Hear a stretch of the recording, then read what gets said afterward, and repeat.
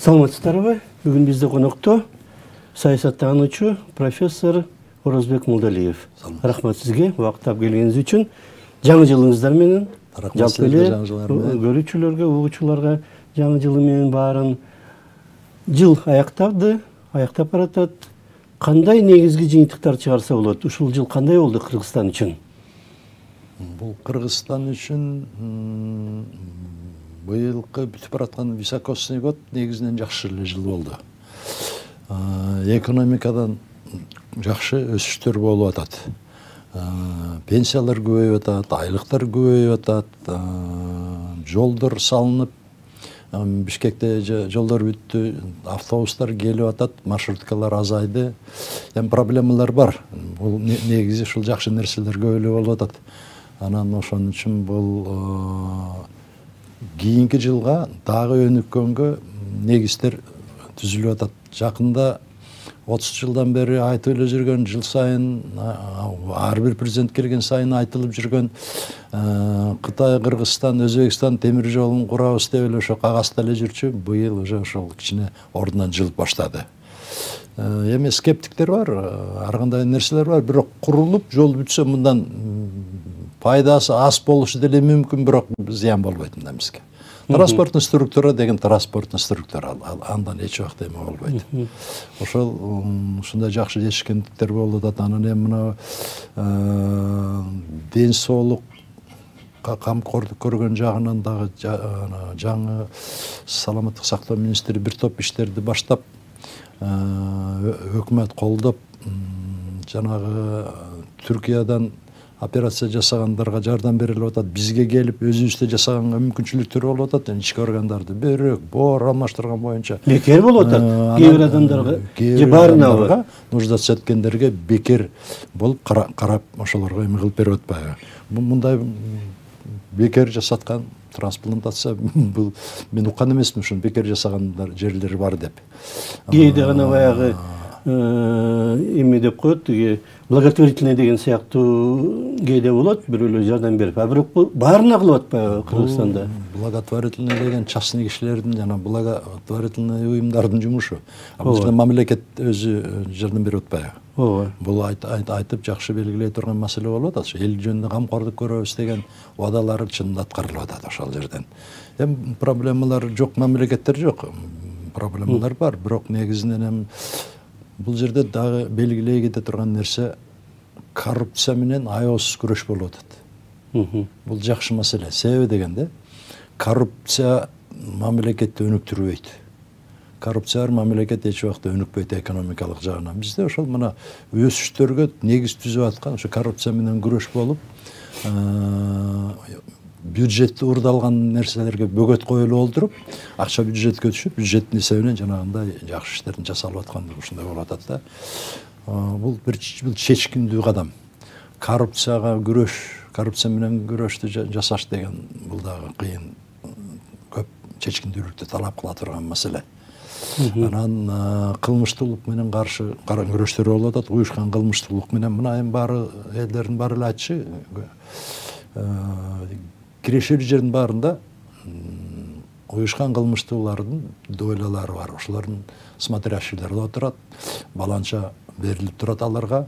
Естественно, баалар көбөйүп кетчү да. Особенно мына эс алган көлдө эле пансионаттардын баарынын смотрящийлери бар болчу.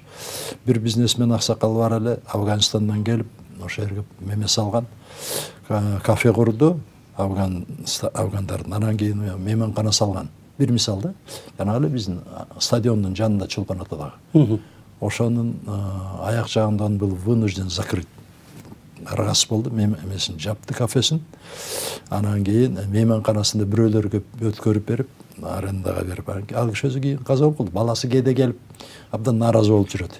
Ушул Салва деген атам эч пайда көргөн жокпуз дегенде, мындай мисалдар көп. Азыр уже климат өзгөрдү, инвестиционный. Ошон үчүн мына жакшы кайтарылып атат көп жерлер, жер үлүштөрү, мейманканалар, туура эмес менчиктештирилген жердин объектилердин, ишканалардын баарын мамлекетке, мына азыр бала бакчаларын да кайтарылып берип атат. Жакында мына бир чет мамлекет финансирует етіп сатып берген бала ақша бар екен, алар айтты, біз бар беріп атқанда біз беріп қойсақ болбайды, біз де берелік мұны деп өзінің спонсорлары менен шешіп, алар да бала ақшаны беріп атышат.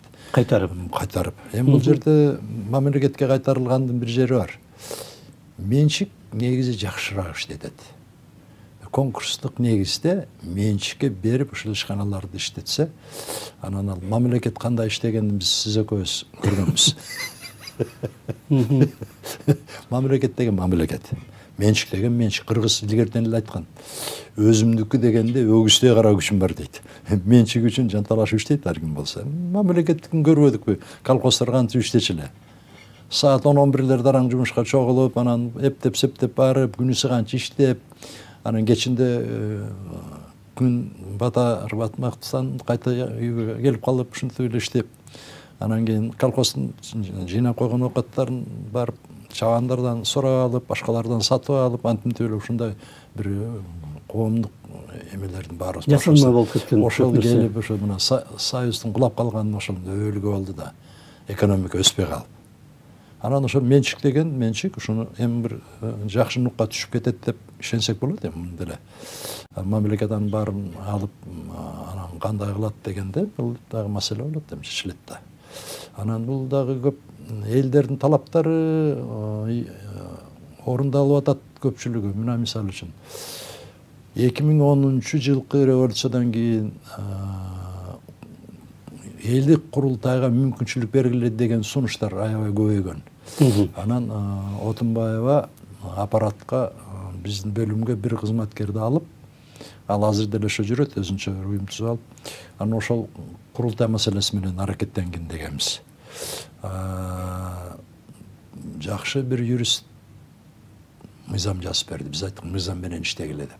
Эми ар кандай перипетиялар болду. Анан ал мыйзам менен эметпейбиз, жок, мыйзамдын биринчи пунктуна мамлекеттик курултай башкарат деп жазылсын, тиги дегендер болду. Бул максималисттер да көп болчу арасында. Акырында отуруп, мына азыр уже нукка кичинеден түшүп атат бул маселе. Мындай коомдук башталыштагы элдин ичинен чыккан өкмөттүк эмес уюмдардын көп болгону коомго зыян болбойт андан. Элдин пикири, элдин ой пикири келип жетсин, башкаруунун формаларына аларды аралаштырып, көрүп, ошондой кылса, ошону анык мына элдик башкаруунун бир формасы болуп калат бул деле. Өкүлчүлүктү жаңы нукка салып иштетиш керек буларды. Албетте, алар биз депутаттардын ордун биз ээлешибиз керек дегендер деле бар. Жок, депутаттарды таратып ийсек болот дегендер бар, андай болбойт. Жардам берип, депутаттардыкы бир эмеде, мисалы үчүн жалаң эле өкүлчүлүктүү эмес, мыйзам чыгаруу. Негизги функциясы законодательство. Курултайдыкы анталбайт. Анан контроль, ошол мыйзамдын аткарылышын контроль кылган функциясы бар. Буларга ким макул мыйзам жазып келсин, анан жогорку кеңеш кабыл болот. Булар мыйзам алганга эмелери жок. Ошондой укук берели дегендей болду го. Мыйзам демилге. Демилгени даже сиз деле демилге кылсаңыз болот. Ал конституцияда деле жазылып турат. Ар бирибиздин укугубуз бар, мыйзам чыгарганга демилге өрөнгө. Бирок бул жана сиз айткандай биз өзүбүз кабыл алып, биз өзүбүз чыгарабыз дегендер да бар болчу. Алар азыр түшүнүп келатат акырындык менен. Ал болбойт экен. Легитимность деген маселе бар да, укуктук маселе деген терең нерсе да бар. Ну, бир чети чоң бир эмелер чыңалуулар пайда болгон. Биринчи курултай чогулар алдында ага чейин биринчи курултай учурунда деле, экинчиде деле азыр кичине жөнгө салынгандай болду, Акырындык менен дагы Кыргызда айткандай көч бара-бара түзөлөт деп идеялардын кагылышып турганы, сунуштарды карап, анан турмуш акырындык менен өзүн жолго салат да. Бул туура болбойт экен. Эми муну айта турган маселеде укуктук сабаттуулук коомубузда начарраак. Биз талап кылганды жакшы үйрөнгөнбүз, милдеттерибизди унутуп калабыз. Өкмөт бизге мону милдеттүү дейбиз, биз өкмөткө эмне милдеттүүбүз, коомго милдеттүүбүз, бул жагында көп мындай көңүл бурбайбы. Эми акырындык менен эметип келатат, жаштар өсүп келатат, ушул эмелерди түшүнүп, жакшы жолдор менен караган болуп атат. Ошон үчүн бул акырындык менен жолго түшөт. Бул деле коркпош керек мындай маселелерден. Бизнес менен мамлекет ортосунда кандай мамиле болуп атат? Анткени көп кээ бир бизнесмендер өтө көп нерсе болуп атат деп нааразылыгын айтат, текшерүүлөр болуп атат, башка нерселер. Мамлекет өз колу менен жасаса эффективдүү болобу, жанагы жеке менчик сыяктуу жана сиз айтып кеткендей. Мисалы үчүн гэстерди куруп атат мамлекет өз эсебинен. Бирөөгө берип койгондон мурда. Тигилер болсо киришеси ылдамыраак акталсын деп, чыгымы акталсын деп, эмени тарифти көтөрүп коет, сөз. Көтөрөт эле сөзсүз жанагы гэстикен. Мамлекет өзү курганда антпейт да. Мисалы үчүн. Жеке чакан гэс курган бизнесмендер бар. Бирок бар. тариф алардын сиз айткандай, алардын баасын мамлекет эл аны көтөрө албайт. Ал тиги чыгымын актайын деп тарифин жогору коюп атат да. Ошон үчүн ал жеке ишкердики да туура. Ал чыгымын жумшады, анан ошону актайын деп, мындай тариф менен коеюн деп, ошонун маселени чече албай атат да. Ошол бизде мындай да маркетинг жагы бизден аксайт да. Ушуну жасасам канча жылдан кийин пайда көрөм, кандай болгондо пайда көрөм, ошо пайда көрө аламы ушундан деп ойлонбойбуз да. Ушуну салып койсом анан алат да тартыш болуп атпайбы электр жарыгынан деп ушуну сатып алам го деп болжогондор деле болуп калат.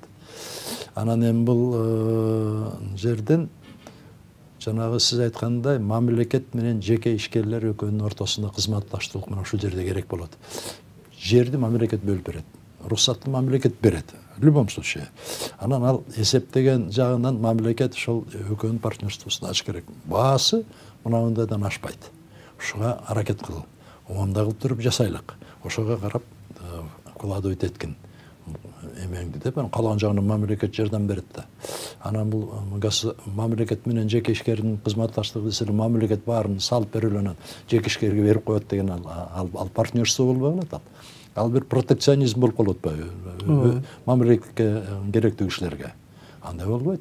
Бизде көп эле бизнесмендер жасап атышат, мына жол салгандыга инвесторлор таап келип, башка курулуштарга алып келип, мамлекет менен жеке инвесторлордун ортосунда мамиле түзүп, анан ошондой баштагандар болуп атпайбы? Анан эми ушул акырындык менен өнүгө турган маселе бул мамлекет менен кызматташкан. Бул бизде мындай форма жок болчу да. Мурда мамлекет жеке ишкер менен чогулуп иштейли деп, жеке ишкерлер деле мамлекет менен чогулуп иш кылалы деген формасы, жолу, ыкмалары табыла элек болчу. Азыр ошол акырындык менен жасалып атат кичинеден. Жана ишканалардагы мамлекет менен кызматташкан, мисалы үчүн ноутбук чыгат деп ким ойлочу эле мурда?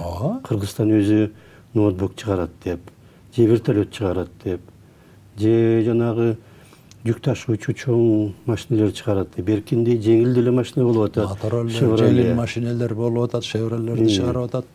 Ошон үчүн бардык тармактарда мындай экономика жагынан өнүгүү болгон сыяктуу. Бул жерде бир маселени айта кетиш керек. Ошол азыркы бийлик ушундай маселелерге чечкиндүүлүгүн көрсөтүп атат. Мисалы үчүн Кореянын ишкерлери келген, Түштүк Кореянын. Бир кезде эгемендиктин алгачкы жылдарында Токмоктогу радиозаводдон Голстар деген түстүү телевизорлорду чыгарып сборка кылып башташкан алар. Анан чыгарып ошол жерден чогултуп, анан талап кеткен эл аябай жакшы чакан, экранды кичирээк. Бирок ошол кездеги жетекчинин бирөөсүнүн айткан эсимде. Фамилиясын айтпай эле коелук. Көп эле айтылып кетти. Бул отверточный технологиянын бизге кереги жок деген. Акаевда? Ошентпедиби? Ушул миллиард, 1,5 миллиард калкы бар Кытай. Отверточный технология. Ошондон баштап туруп, азыр мына өнүгүп, өз алдынча азыр Марсты изилдегенге чейин жетти. Айга барып, былтыр конду эмеси, спутниктери барып, айдын ар жагына барып конуп атат. Эч ким коно элек жагына барып. Башкасын айтпай койгондо, кандай сон эмелерди чыгарып атышат? Кытайдын сотовый телефондорду, компьютерлерди. Булар өнүгүү жагынан жакшы эмелерди алды. Ошол өздөрү деле айткан, биз баягы жылдарда менен барып конференцияда башка булар баргандардын баарын алып баргандан көрсөтөт өзүнүн жетишкендиктерин. 1-3 күн конференция болуп, анан калганын биз алып барып көрсөтчү, момундай салынып атат, момундай жасап атабыз, мындай кылып атабыз деп. Анан бир эме менен сүйлөшсөм алат атпайбы. Мына контрафактный продукция дегендер да бизге келип атат. Эми ансыз болбойт экен дейт. Анын бир жакшы жери бар дейт. Ошону жасаганды биздин адамдар үйрөнүп атат дейт. Анан ошону өнүктүрүп туруп өзүбүздүкүн чыгара баштайт экен. Мына азыр ошол кишинин айтканы туура келип атат. Ошентип үйрөнүп эле анан чыгарып атат. Мына так что бизде деле ноутбуктарды жыйнап, чогултуп эме турсак, анан биздин мына азыркы санарип менен сабаттуу жаштар көп. Робот жыйнап, эмелерге катышып, жакшынакай иштерди жасап атпайбы биздин жаштар. Ал эмелерде программист жаштар көп. Чет мамлекеттердеги чоң компанияларда иштеп аткан, атактуу компанияларда иштеп аткандар бар. Мына Германиядагы көп компанияларда иштеп атышат. Биздин жаштар барып, алар атайын факультет ачып койгон, Партнерский институтта. Ошолорду алып, анан жакшы окугандарын жыл сайын 5-6 сом алып Германиядан окутуп, программист кылып чыгарып, өздөрүн иштетип атышпайбы ошолорду. Так что бул жагынан ошол жаштарыбыздын келечеги бар, келип бул жакта ошентип жасап, үйрөнүп, анан баягы нулевой циклден жасашка биз анда мүмкүнчүлүктөрүбүз жок. Адам ресурстары деле, илимий техникалык эмелерибиз деле ал деңгээлге биз жете элекпиз эле. Ошентип жана азыркы баштап аткан жол жакшы. Акырындап үйрөнүп алсаң, анан кээ бир мисалы үчүн 100% азыр чет мамлекеттен келген эмелер менен тетиктер менен чогултуп атса, акырындап 5%-ын өздөрү чыгарган, муну биз өзүбүз деле жасай алабыз деп, андан ары 10%-ын жасап отуруп, балким бир топ жетишкендик болуп кетет. Мына бир мисал сизге. Сиз ошо өзүң жакшы эске салып атасыз да, мына Анжанда мурун автоприцеп чыгарган цех бар болчу, ошол жерге завод курулду. Уздео авто деп. Корея менен бизге болбой бияка ашаакка барып рынок шире деп. Анан ошол 70% комплектөйчүлөр Түштүк Кореядан келет. 30% Өзбекстан. Мына мисалы үчүн радиаторлор бизден алат. Электролампалар машиналарга Майнусайдын электролампада атайын цех бар. Айнектерди биздин бирде цех бар. Ошолордон жасап 30%-ын жасап атпайбы Өзбекстан. Анан азыр андан да көбөйтүп кандай экенин билбейм. Биз баягы жыл ушуну изучать этсек, ошондо 30% комплектөйчүлөр өздөрү эметсе. Мына бул темир жолду Өзбекстан аптан кызыкканы, анан баягы жылы автомобиль жасалалык, Кашкар, Иркештам, Анжан дегенде Каримовдун убагында да идея көтөрүлүп калып калган. Баягы маджахеттер келип, андан да таполоңдор болуп, ортодо наразылыктар болуп отуруп. Ошол эмеден жанагы ташып келген, Түштүк Кореядан келген комплектөйчүлөр баары Россиянын темир жолу менен келип, чоң пошлина төлөп атпайбы? Бияктан Кытай келсе, Кытай, Кыргызстан, Өзбекстан чогулуп салып атпайлыбы? Так что Өзбекстанга да бул жерден да чоң мына көрдүңөрбү? Ойлонуп, перспективаны ойлонуп жасап атат Өзбекстан. Туура. Илгери кийин ушундай кылып жасайбыз деп. Анан мына экономика жакты биз сөз кылдык. 100 жылдыкка Кара Кыргыз автономиялык областын түзүлгөнүнө 100 жылдыгына 100 ишкана ачабыз деген өзү демилге жакшы болуп, мындай экономикага да эме болду окшойт. Анткени дем берип бүтүрөлү, ошол 100 жылдыкты жакшы белгилели деп, өзү 100 жылдыктагы жыл бою эметилбеди, ошол жөнүндө сөз болуп, дегеле жакшы 100 жыл мурда ошол кездеги биздин жетекчилер алысты ойлогон, билген адамдар болгон экен. Аларды сөз эскериш керек го. Ал баягы эме отцы-основатели деген термин бар эми. Ооба. Аларга да ошол отцы-основатели кыргызское государственности деп эскерилгени жакшы. Ошол кишилер элдеп, элибизди өнүктүрөлүк, элибиз бир суверенный мамлекет болсун, өз алдынча болсун деп отуруп, ал идея бир топторуна жакпай, кийин анан эл душманына айланып, анан кийин ата бейитке жатып калды бир тобу кайерге көмүлгөн белгисиз болуп атпайбы? Эмгиче. Ошондой адамдар болгон. Биз сыймыктана турган кишилер, Кыргызстандан чыккан ушулар. Анан ушундай терең ойлонгонун караңыз. Башка мамлекеттерге кошулбай, Россияга РСФСРдин составына кирип, автономия болуп туруп, анан Россия аркылуу маселени чечкенге көзү жеткен Жусуп Абдырахмановду көрдүңүзбү, көсөмдүгүн. Ошентип турган алар менен сүйлөшүп турган өз алдынча АССР болуп, анан Кыргыз ССР болуп, ушундай жеттик да. Мына мисалы үчүн Каракалпак биз менен чогуу бир эме болобуз деген. АССР бойдон калып, кийин автономия болуп, анан былтыр мурдагы жылдарда конфликттер болуп, ушундай болуп эле маселелер өз алдынчалык чечилбей атат. Биз ошондой акыбалга калып туш келип калышыбыз деле мүмкүн болчу. Так что ошол жакшы шартта чечилип кетти. Бул жерден жакшы маселе болду. Чоң мамлекеттерде бул геосаясаттын мыйзамы ошол. Чоң мамлекет үстөмдүк кылсам деп умтулат. Кичинекей мамлекеттердин үстүнөн. Башка чоң мамлекеттер менен тең тайлашсам, алар менен мындай алака мындай эме болсо, бул саясаттын негизи ошол. Ошон үчүн биз мына өз алдыбызча мамлекет болуп, анан ал экономикабыз өнүгүп, тубузга туруп кетсек, анан биз менен башкача сүйлөшүп калат мамлекеттер. Дагы жакшы жерин караңыз, мына теге бүткүл дүйнөлүк соода уюмуна мурун кирип алганын пайдасын көрдүк. Кээ бир мамлекеттер эмгиче кире албай жүрөт биздин. Өзбекстан азыр сүйлөшүп атат. Ал ошол пайдасын көргөнүбүз Дордой, Кара суу базарлары ошонун негизинде пайда болду бизде. Эмне менен боордош мамлекеттер бар. Биздин өтүп аткан жүктөрдү жаап салып, анан кыйынчылык туудуруп, өздөрү аркылуу киргизгенге аракет кылып аткан дос мамлекеттерибиз бар, бир тууган мамлекеттер.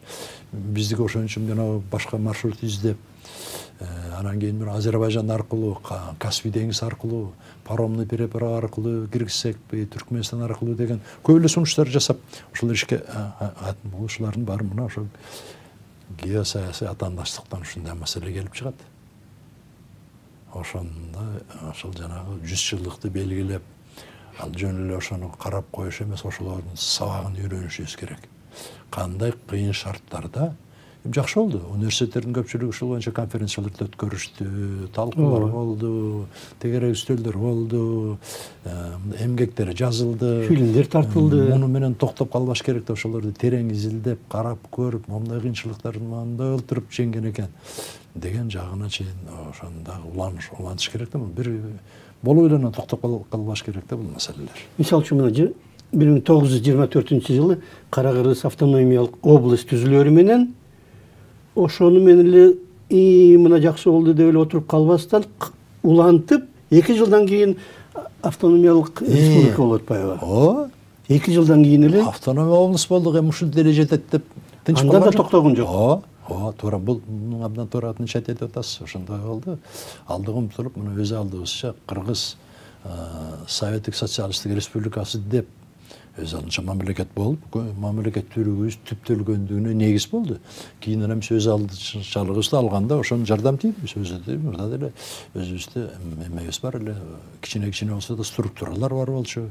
Мамлекеттик башкаруунун тарбиясынан, тажрыйбасын алды кадрларыбыз, ошондо үйрөндү. Так что бул жакшы маселе болду. Мисалы үчүн, мына кошуна Афганистанды алалы. Мамлекеттүүлүгүн жоготуп алып, булар илгерки аябай 17-жылы, 18-жылдарда мамлекеттүүлүгү бар, калган мамлекеттер менен эсептешип, анан кийин өзүнүн жерин Линия Дюрант менен Улуу Британия менен бөлгөнгө жетишкен ушундай мамлекет болчу. Мына көрдүңүзбү? Азыркыга чейин ушу калыбына келе албай, өзүнүн алдынчалыгын алып кете албай, кыйналып атат. Эл аябай жакшы эл, Афганистандын эли, чынын айтканда, мына пуштундар. Бирок ушу тажрыйба жок. Тажрыйба, илим, билим менен башкарылат мамлекет. Тем более азыркы мезгилде. Анан ошон үчүн бул жагынан кыйынчылыктар болуп атат. Кудайга шүгүр, мына бизде ошо илим, билим жагынан баары өркүндөп өсүп кетти дегенден алысмын, бирок азыр деле жаштарыбыз жакшы окуп атат, жакшы тарбия алып атышат, келип атышат. Ошон үчүн бул жагында иштер көп жасала турган. Убактыбыз бир 5 мүнөттөй калыптыр. Жылдын аягында өкмөт министрлик кабинетинин төрагасы алмашып кетти. кандай таасир болушу мүмкүн, эмне өзгөрүп кетиши мүмкүн же өзгөрбөйбү, кандай деп ойлойсуз? Бул Акылбек Жапаров жакшы иштерди жасады. Баягы жогорку кеңештеги депутаттар белгилеп айтып берген, анан аябай сүйүнгөн иштердин чындыгында эле объективный эле кошоматчылык менен айтылган жок. Бирок болуп калып, жанагы салык менен бажы линия, анан укук коргоо системалары дайым бул жерде боло берет. Ушундай маселелер да, ошону экиеттешиш керек ушул жакты. Коопсуздук системасында налог, бажыдан былтырдан бери 122ден ашык таможнянын кызматкерлери иштен четтетилип атат.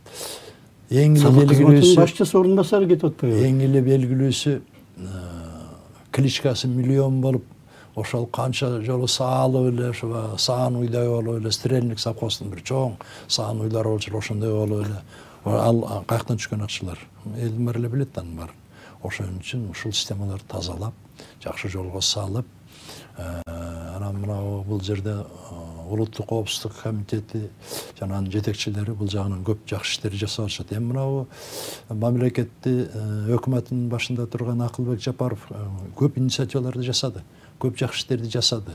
Анан ошол жанагы жерде илинчек барбы жокпу, эми муну тергөө маселеси көрсөтөт. Бирок кандай болгон күндө дагы мен Кытайга мындан 4-5 жыл мурун бир чоң конференция болгондо сурадым. Коомдук илимдер академиясынын вице-президенти менен жолугуп сүйлөшүп калдык. Мао Цзэдунга кандай баа бердиңиздер? Азыр эл кандай деп айтат? Деп дегенде ал киши айтты. Биз мурда эле талкуу болгон дейт. Ден Сяопиндин өзүнүн инициативасы болгон бул боюнча дейт. Кээ бирөөлөр 70-30 деп айтат дейт, кээ бирөөлөр 7-3 деп айтат дейт, кимге кандай ылайык болсо. Баарын анализ эстедик дейт. 70 чоң инициатива болгон дейт, ошонун 100, ошонун 30-у ката жумуш, ката иштер болгон дейт. Мына эмесе ошон үчүн маданий революция ушундай адамдар көп эмеге учураган, бир күнгө учурап коомубуз калган. Бүттү дейт, ошон менен маселени токтотуп койдук дейт. 70% туура болгон, 30-у ката болгон. Ката болгон деп. Мавзолейине кирдик, көрдүк, Мао Цзэдун жатат ошол жерде. Эл кирип, гүл коюп, башка немелерин коюп эле, ошо тарыхын талкалап эле, бузбай эле жатат ошо ойдо. Анан Сталинди мавзолейден алып чыккандай маселе жок экен андай. Баары сонун же баары жаман деп айтпаш керек. Эми турмушта ошондой да, баары эле 100% жакшы болуп кетпейт. Баары эле ошону талдап, карап, көрүп, анан анын үстүнө бул атайын жасалган ишпи же кокустук мененби, жаңылыштыкпы, катачылык боло берет адамдарда. Мына биз деле азыр эгемендүүлүк 30 жыл болду деген менен эгемендүүлүгүбүз калыптанып элек. Азыр деле мына шайлоолордо канча эмелер болуп кетип атат. Улам шайлоону таза өткөртөбүз деп жүрүп, кандай жаңы технологиялар киргизилди. Болбой эле ошол жерде наразылыктар болуп атат. Коом ушинтип акырындык менен отуруп өзгөрөт. Жакшы жаштар өсүп келатат.